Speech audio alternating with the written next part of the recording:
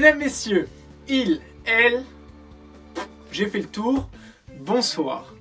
Nous sommes mercredi et le mercredi c'est entre le mardi et le jeudi. Hier nous fêtions les 1000 jours de guerre.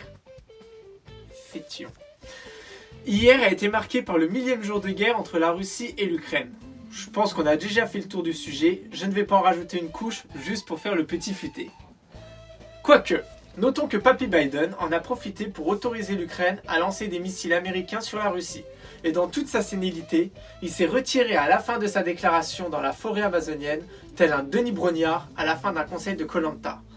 En voilà un qui n'a pas digéré la défaite de sa petite protégée Harris et qui s'est dit « Tiens, dans ma chute, faisons tout péter !» Hier était aussi marqué par la journée mondiale des toilettes. Il est certain que l'être humain ne sait vraiment plus quoi inventer. Pour l'occasion, j'ai vu de nombreux articles comportant la question « Pourquoi ?»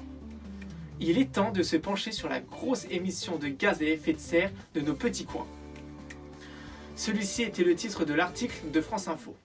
Pitié France TV, réveillez-vous et venez chercher les vrais journalistes sur YouTube. Oui, ceci est ma candidature.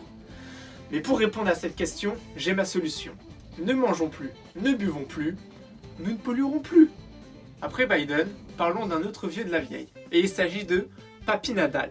L'Espagnol a disputé mardi 20 novembre son dernier match en carrière. Même si, soyons sincères, j'ai l'impression que depuis 5 ans, il annonce prendre sa retraite tous les ans. Pour ce dernier set, il s'est incliné contre Botic van de Zonderschulp 6-4, 6-4 lors du premier match des quarts de finale de la Coupe Davis contre les Pays-Bas.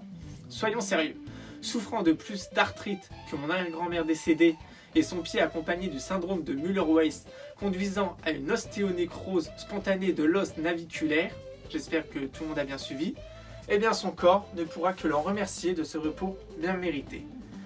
Puis, ça fait toujours un Espagnol imbattable de moins dans le sport, hein.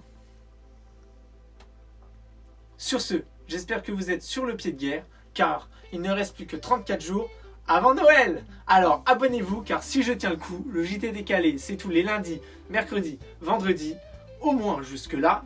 Prenez soin de vous et restez toujours décalés.